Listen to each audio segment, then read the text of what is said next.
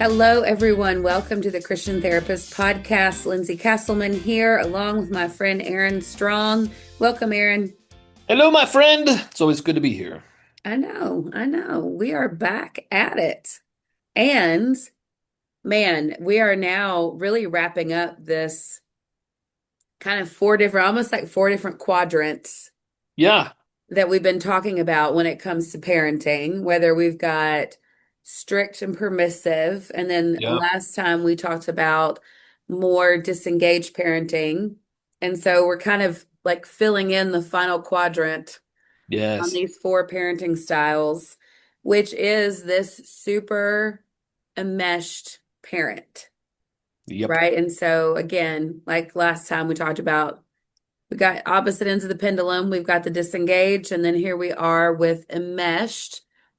Fascinating, though, with enmeshed of just what can be behind the enmeshment, and honestly, how similar some of these things can be to the disengaged parent. No, it's very interesting, but that's how spectrums work, right? Right. So they're kind of using the same motivators that drive them, just at different ends of the pendulum. Yes. But that and it's I think the super enmeshed one is a little can be a little trickier because on the surface it looks super good. Oh, Right? The super yes. disengaged, it's so easy to be like, well, that's terrible, right? But, Right. a parent that's involved in everything and shows up with everything, and we have family breakfasts, lunch, and dinners, and you know what I mean? And maybe we co-slept until we were 16. You know what I mean? I don't know. Right. But Right. But there is an enmeshment. And it's interesting because really and truly, the disengaged and the permissive parent can have some overlap, correct. right? It's not necessarily that you're either one or the other. You can be a disengaged parent and a permissive parent together, Yeah. right? Well, Just like with enmeshed, there could be some super strictness there. But yeah, as you kind of helped qualify on the last podcast, what we're looking at is a little bit different, yeah, right? Because with both with strict and permissive, that has to do more with boundaries. correct. This enmeshed, this um, disengaged parenting has more to do with emotional connection Yeah. or overbearing of it or lack thereof. Yeah. We're pulling that a little bit. If any MFTs out there remember the circumplex model, like that's a type of therapy that looks at boundary versus what they call cohesion, of how connectedness in the family system. And what's interesting between a super disengaged parent and a super enmeshed parent is while the super enmeshed parent looks like they're very involved in their kids' experience, they're actually kind of not. Mhm. There still tend to be very individual focused on what's good, what's right, what's supposed to be, what's allowed, right? Where the disengaged parent may have very little boundaries, super enmeshed parent they have a lot of boundaries. Yes. And it goes back to it can look similar where it's like even similar to strict, where it can be so much about what they need, what the parent needs, versus a tuning into being about what the kiddo needs, That's right. right? And That's then we right. have to sit back and we have to go, but why is that? Like, why Hmm. is that a way that they show up? How does that way of showing up, how does that help them? Yeah.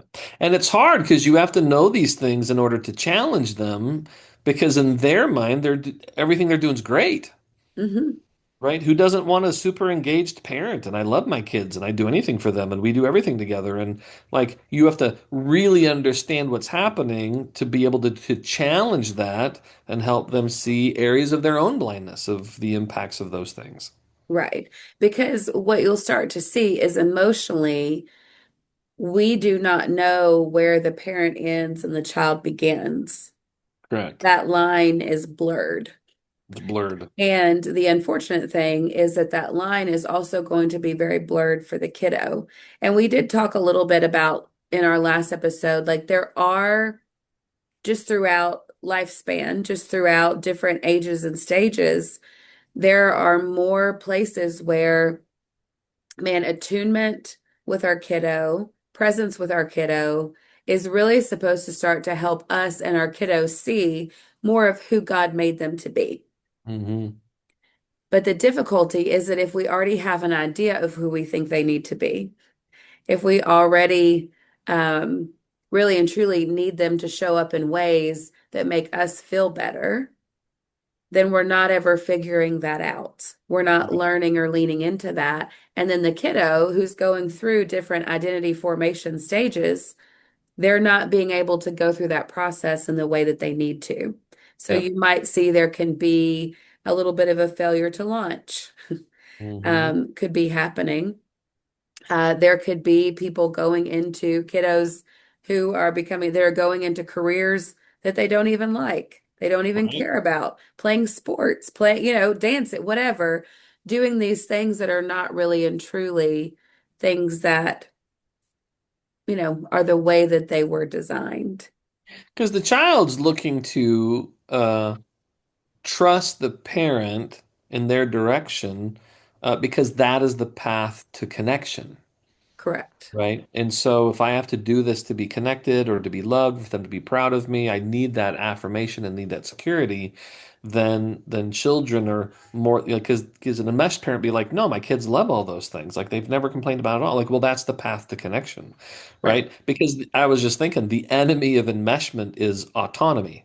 Hmm. Right? I don't want them to go be independent because I don't trust that. That doesn't seem safe. I'm not there. That doesn't look like a lot of connection, right? There's just a lot of resistance around autonomy for a child to go discover who they are, right? In Yes. that sense, the enmeshed parent often has a preconceived idea of what's good, of what connection should look like, and things outside of that sphere can really be perceived as threatening and Yes. unsafe.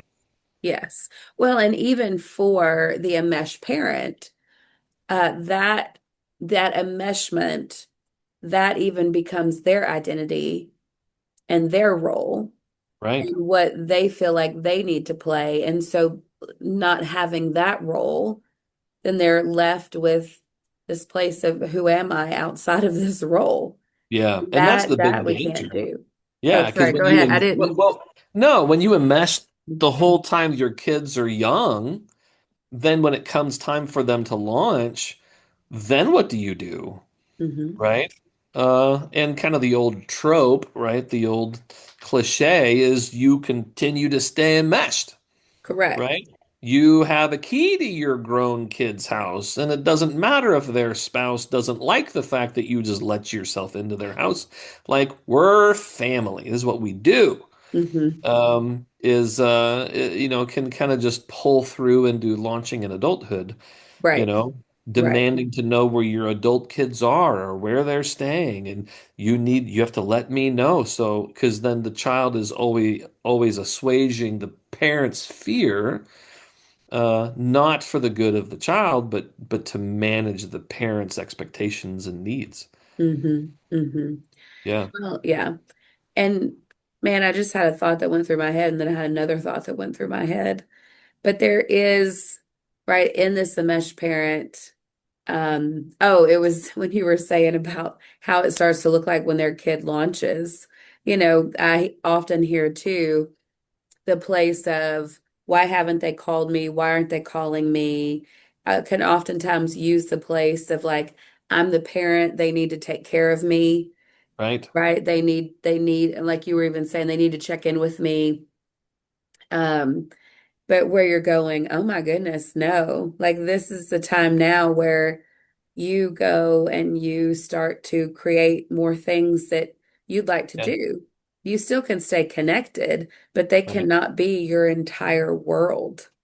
Well, and that's often why the meshment can kind of begin, right? When a parent has a lack of a solid connection, when you don't feel really loved or accepted or Mhm. needed in a particular way, having a child can really find a quality of connection that may have really been missing before. Right. And that can become all consuming of how much I'm needed, how significant I am, how I show up, all the things I provide. And then as, infants grow into toddlers, we don't want to lose the quality of that dependency and being needed in these ways. So we find ways to maintain them over the course of development. And then, but because as a parent, you have all that power, you have all of that authority you can use to create those scenarios. When a child launches, right, you lose that, right? Over the spectrum, like when your babies are born, all you have is power and you have no influence. But by the time they launch, you have no power, and hopefully you've built all this influence. But parent and mesh parents often try to maintain that sense of power because Hmm. losing it, they had to secure it themselves, and now they'll have no way to do that. So then they're applying all this pressure on their child to now because now they have the power to do what they want. Right. That turns into this great need and demand because there's a helplessness they didn't have to have while the child was living in the home. They Hmm. could orchestrate all that. But that Correct. longing, that surrogate connection, I'm absorbing all of this adult need of connection through my kids, Yes. leads to this kind of imbalanced structure where it's also enmeshed, and we really resist that sense of autonomy because that autonomy from the child feels like abandonment. It Yes. feels like Yes. distance or loss, right? In that Hmm. in, Hmm. in that movement. And you can even hear that while there's compassion for that, for sure, there's also a place of having to really say what is true. And what is true means that in that place, if what we're doing is we are parenting in such a way that we don't feel this feeling of abandonment, Hmm. then we're actually parenting out of fear and we're not parenting out of care and attunement for what the kiddo actually needs. And Yeah, it's a hard reality to sit in. I think anytime the presentation can look loving, but when we slow it down, we can start to see that the motivation is actually self-preservation, not yep, wanting to feel hard or difficult feelings that we need to feel, that we need to actually work through and to really contend with. Like we need to contend with this feeling of abandonment, yeah. right? And And that's not put all of our difficult, hope in our kid right? to make sure we don't feel that way. Yeah. And it's difficult because there's a solution right there. And an easier one. Yes, than having to do all this additional work. But then all of that fear and anxiety then is like managed through control.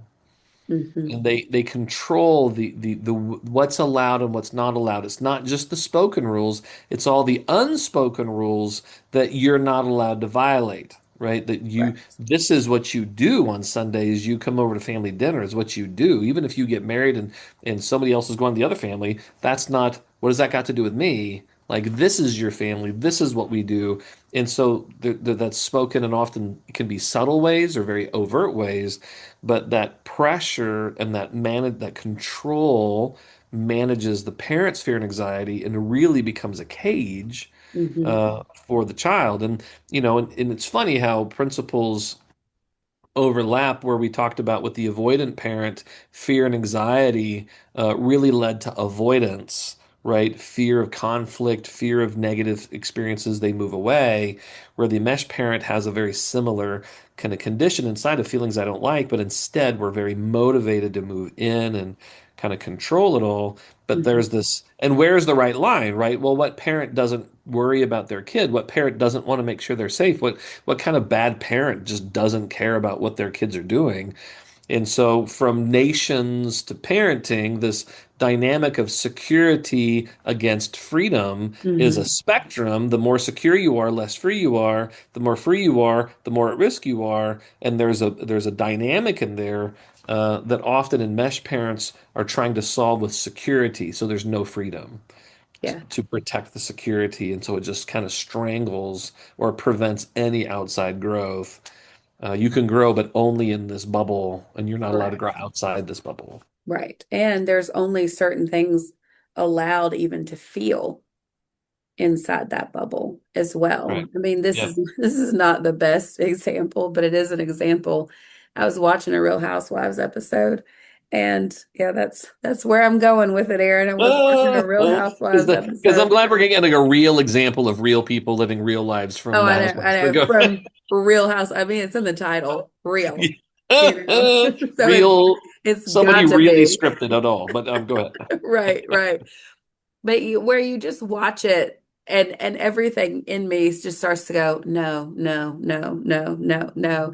And I mean, it's supposed to, I think, be a sweet moment, but when Mm, you're looking at it through this lens, it actually was a very unhealthy moment where this kiddo was expressing to his mom just this grief around the fact that uh that his parents divorced, that she and their father divorced.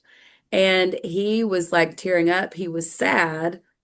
And she just was like, so this really impacts you negatively? And he's essentially like, yes, it really does. Again, with tears in his eyes. Then the camera pans back over to her.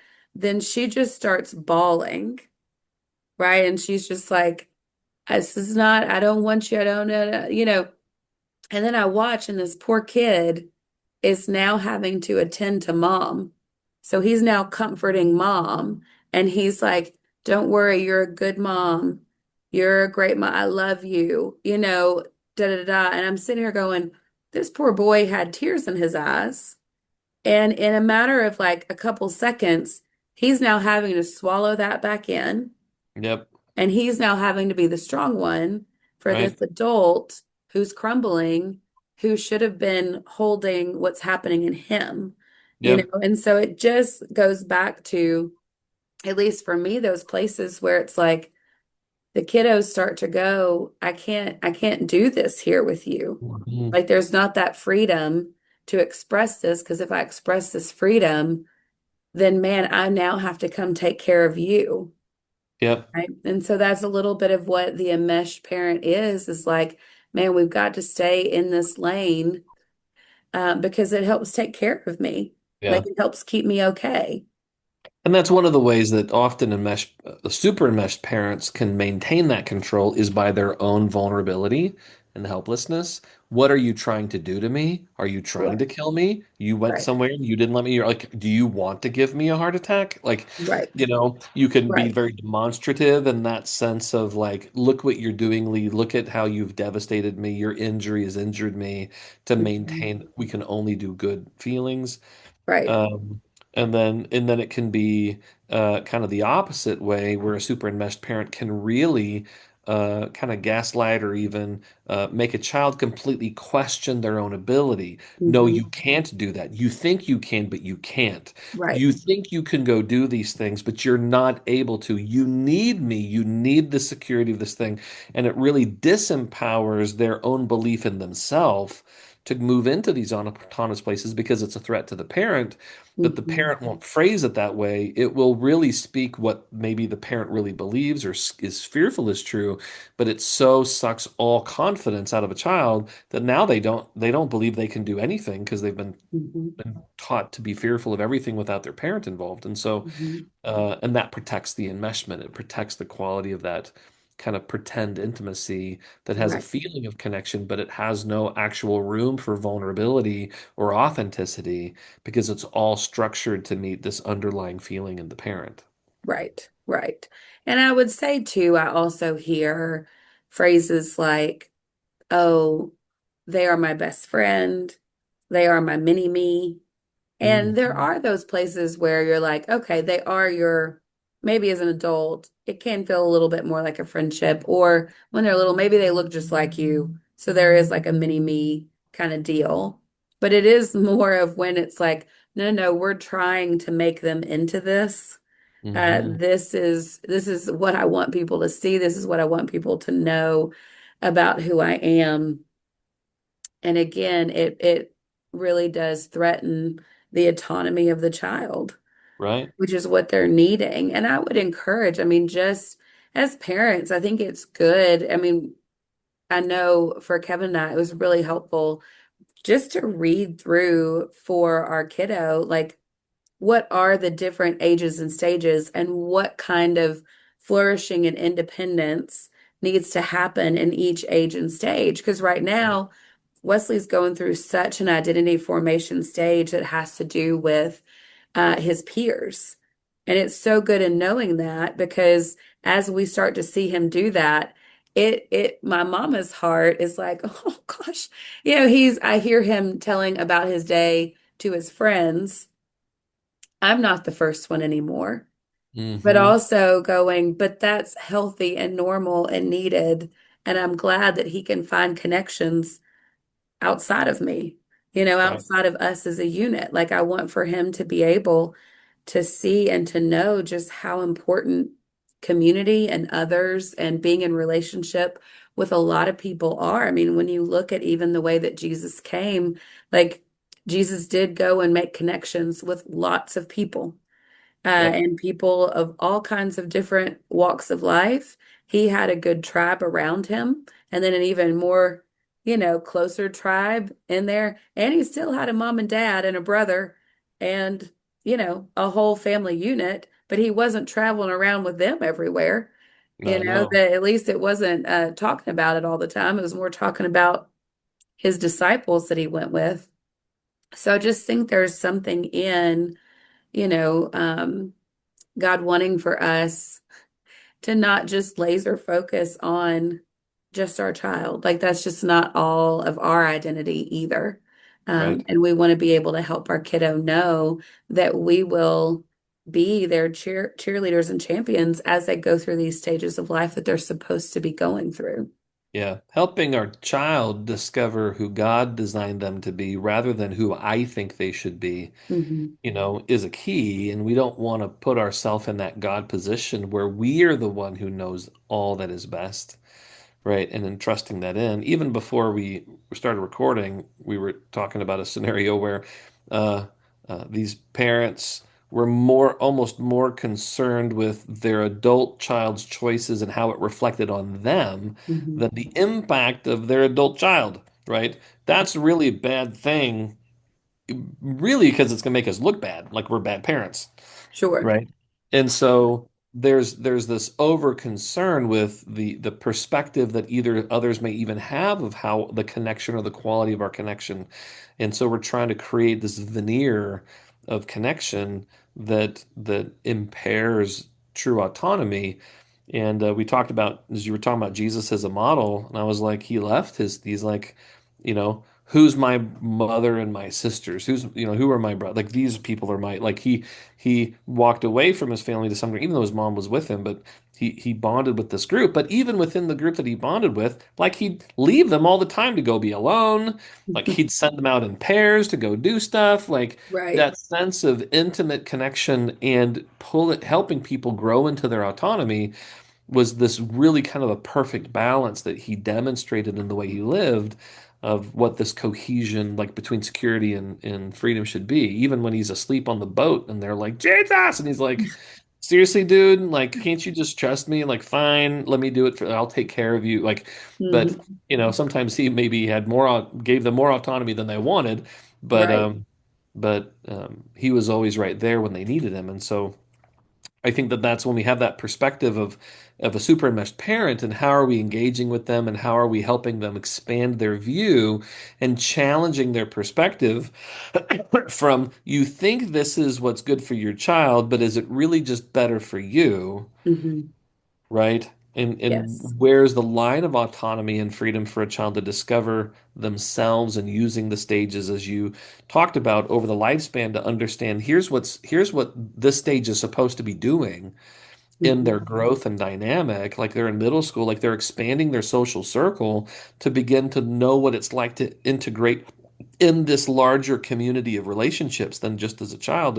And you're killing all of that growth because then it's delayed. Like when's it going to happen? When Right. you have the least amount of control possible when they go to college? Like, we have to let this move and breathe so that there is more support where it's needed and helping working in those dynamics with enmeshed parents to kind of see the most loving thing for your kid is riding this balance of growth, knowing who they are, but encouraging them in this expansion, so that we're not stifling that through our own insecurity and desire for connection. Right.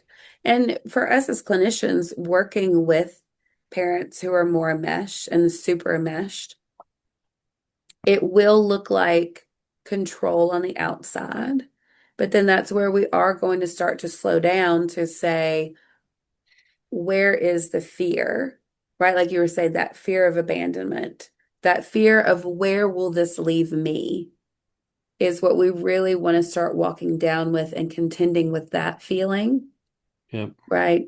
And helping them sit in the difficulty of that feeling and also helping them go, okay, now we're going to practice you staying in that feeling and it's not going to swallow you. Right. Like, this is an okay thing. This is a good thing. And let's also find you connections that are Hmm. not your kid that can help also with that feeling. Yeah. Offload the need of that much connection Right. and reduce that pressure on your child to provide that. Correct. Yeah. Correct. For sure. Well, and Aaron, at the end of the last podcast, you did a great job of kind of recapping these maybe four motivations for the super disengaged parent. Would you be able to just walk us through the four motivations that could be behind this enmeshed parent, this super Yeah. enmeshed parent? Absolutely. So the first thing we kind of talked about was really about oftentimes a parent, if they've had a lack of secure connection in their life, or they have a fear of being a parent who's super disengaged, then that can drive a presentation of a need for high connection that is met when children are very young, infancy, toddler level, when they need that much and they don't have as much that they haven't learned to say mine or no yet, right? In that stage. So we want to preserve that quality of connection, and that can lead to a wanting to maintain that quality over the development, so that becomes very enmeshed. Just like surrogating connection through children, moving away even sometimes from spouses towards children, can occur. We talked a lot about fear and anxiety in the loss of abandonment, of fear of the child that something bad might happen to them, as an expression of care that then kind of functions almost as hypervigilance, but it's couched or framed in ways that look like connection, but it's really gated in how much freedom is really allowed because it's driven by the fear of the parent. Right. And that can show up either as like, how could you do this to me as a parent from a helpless posture, or a disempowering of the child to retain compliance within the enmeshment is kind of spectrums that could come in. Sometimes there's just, I just like that feeling and I want it and I think I know what's best, and I'm Right. kind of wrapped up in my own perspective of what I think is best for the family, and I don't really believe anybody else in theirs. And so we just kind of drive that level of enmeshment out of a selfish desire, kind of like the disengaged parent would do things for themselves, but this would show up in more an enmeshed way. And then there's that sense of identity, whether it's a dad or a mom. I think we tend to think of moms more often in this role than dads, but that sense of my role helps me know who I am. And as children move into adolescence towards launching, then there's not a replacement for the significance of the role. And where a disengaged parent may find that significance outside of the home that leads them to be less present, the opposite can be true for an enmeshed parent, where they are really trying to retain their role, because without that role, then there's a loss of identity, a Mhm. loss of where they're needed or their significance. And they function very similar, whether it's focused outside of the home or in the home, but they have just different types of negative consequences based on where they're focused, but they're both fairly unhealthy. Right. Um, and I just want to throw at the end too, when we talk about modeling, as a therapist, having an enmeshed parent where we are modeling deep care and deep attunement while encouraging them to engage in negative feelings, engage in that fear or that resistance, to allow more distress to enter the system. Like, we are modeling that to them within that posture, because in some ways we have the authority in the room and they are needing our secure attached presence, but we leverage that to actually model the very thing we want for them. I just wanted to make sure we threw that in there.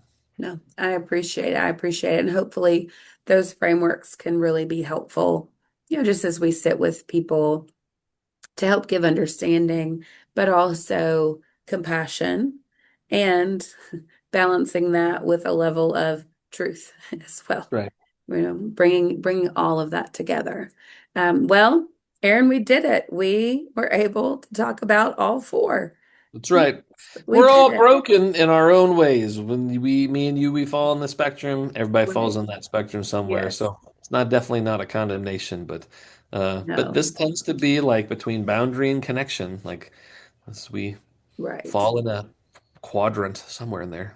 Oh, for sure. And our prayer, honestly, is that by putting words to this, that it causes everybody, including ourselves, just to reflect and to ask God to help wake us up in places or help us see in places that we are not seeing.